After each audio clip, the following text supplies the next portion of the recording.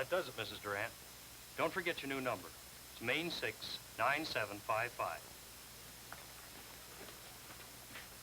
Well, you sure got a job on your hands here. Oh, don't remind me of it. I just wish moving was as easy a job as having you connect my phone. I'm glad Mrs. Durant feels the way she does. I mean about getting her telephone installed. You see, when she came to our office the other day, I remember her coming over to my desk, sitting down. We talked.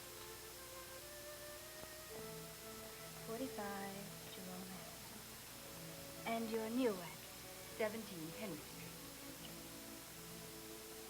and in no time at all, I could tell. Mrs. Durant knew we were going to be able to help her. That's fine. We're moving in on Tuesday. It'll be wonderful to have our phone right away. Is that all? Yes. That's all the information I need. Well, goodbye then, and thanks so much. You've been very helpful. You're welcome. People like that make you feel good. It's nice to be thought of as helpful. Yet, my telephone job is just one of many. If Mrs. Durant could only see the whole job, if she only knew what had to be done and what it took for this to happen.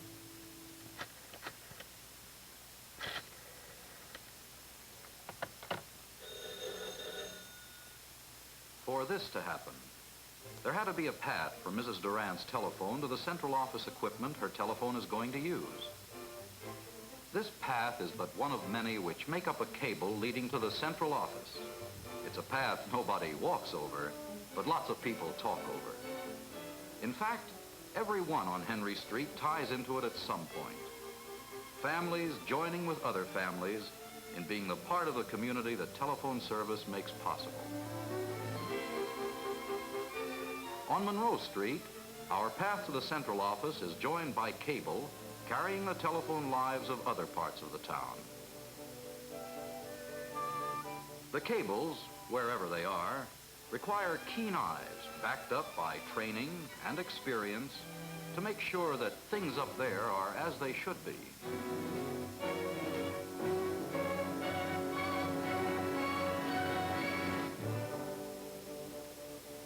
The town is growing, which is as it should be.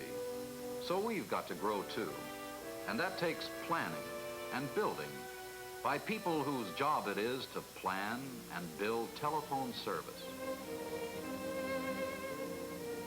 People like Art Taylor, Bill Murphy, and Glenn Peterson.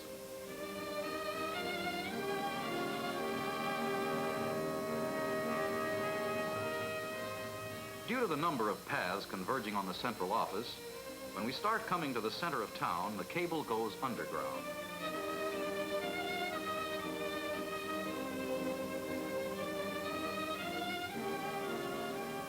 Wherever there is cable, there must be people to maintain it. It's George Tobin's and Ray Thompson's job to see that Mrs. Durant's telephone line, along with all the others, makes its way safely through the town and to the central office.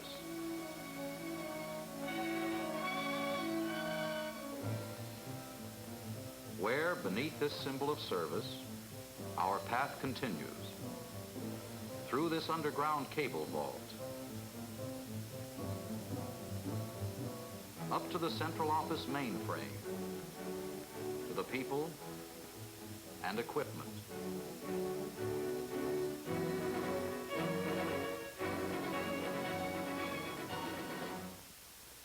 That help to make this happen.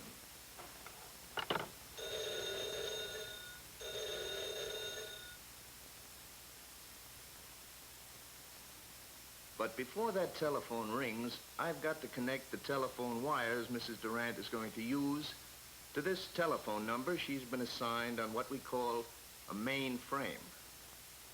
Now, that's this pretty complicated-looking piece of equipment with every telephone in the neighborhood connecting to it that Dave Parker and I are working on.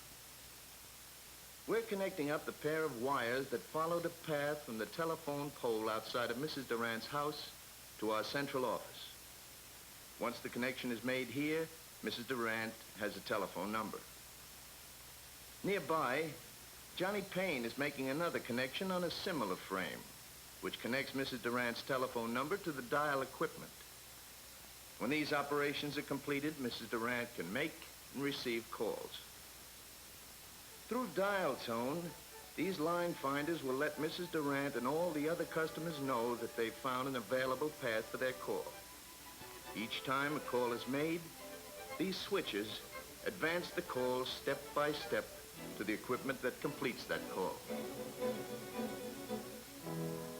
Equipment that is continually being planned, going into production, and coming off the assembly line, to be installed where it will do the most good to take care of future needs and be ready to meet present needs.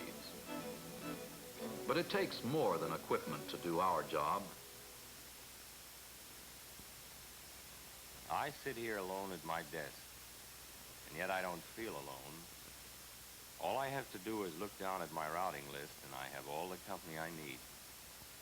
There's Train, Gembler, Pace, Lewis, Johnson, Martin, and the others. Installers to whom the service orders go, so that tomorrow our customers expecting someone from the telephone company won't be disappointed. Well, Joe Martin or any other installer will undoubtedly be able to handle this order, providing he has the equipment to do it with.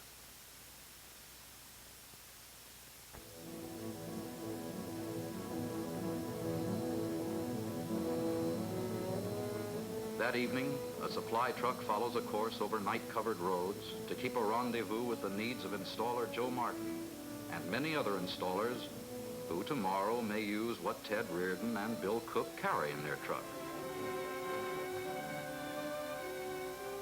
I don't think Ted and Bill have ever met Joe, but they've seen his installation truck many times along with all the others at the Albany Avenue garage, and they know that if they didn't get around with their supplies at night, Joe and the others wouldn't be getting around very much the next morning.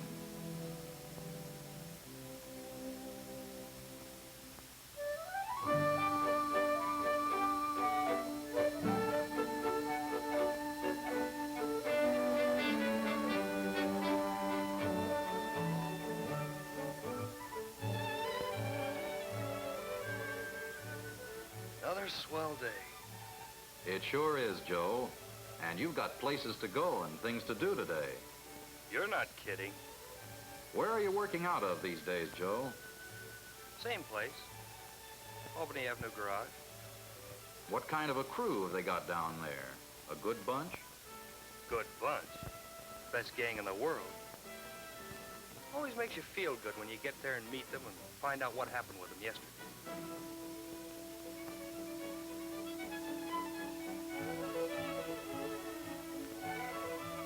Then you get your orders that tell you what's going to happen today. Foreman Jim Monahan gives you the lowdown on anything new.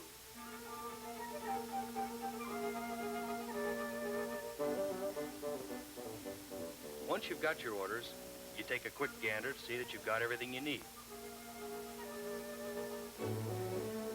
Hop into your truck, out in the driveway, head for the first job. Once that happens, brother, you're on your own. Within the spec book, of course. The foreman is responsible for Joe Martin going to the Durant home.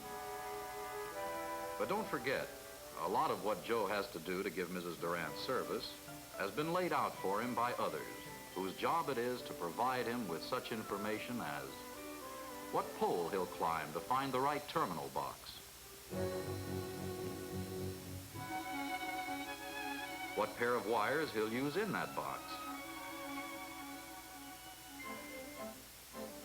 what cable will carry the Durant's line, even what telephone number he'll insert in the Durant phone. All came from the work of people Joe knows, but may not often see. But there's one person he and the other installers always talk to when they're through with the job. Installation. Martin calling. Hello, Joe. What's cooking? Oh, everything under control. Order number T16683, all done. Swell. What equipment did you use? 1302G. 1302G. Okay. Where's your next job? 724 total. Did you say totem? Yeah. And no cracks about me being high man on a totem pole either.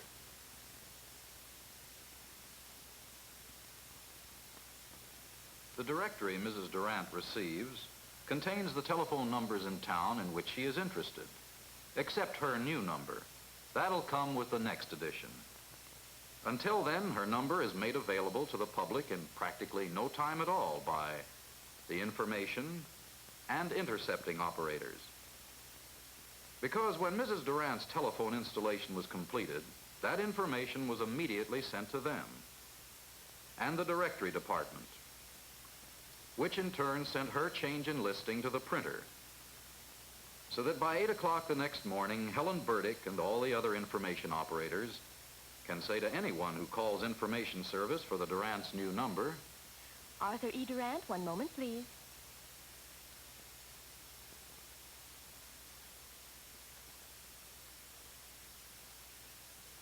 I find A.E. Durant at 17 Henry Street. The number is Main 69755. all calls to Mrs. Durant's old number are routed to the intercepting operators.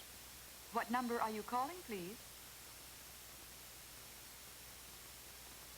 Republic 9 7201 has been changed to Main 6 9755. You're welcome. Here's another place where telephone names and numbers have to appear.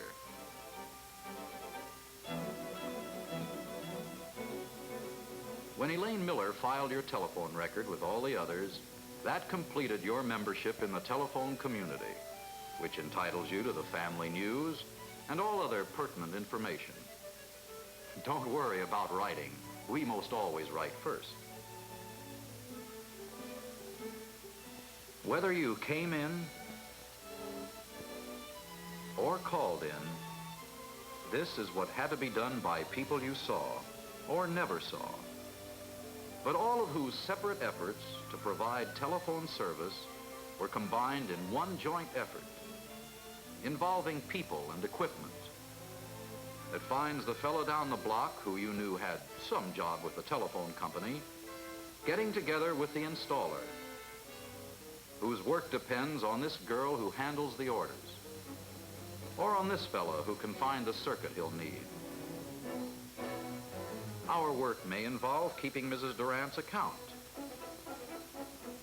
giving out her new number, or checking the cable path her telephone is going to use. It makes no difference what our jobs entail. When Mrs. Durant said, I just wish moving was as easy a job as having you connect my phone. we're glad. It tells us our job of providing telephone service has been accomplished the way we hoped it would be.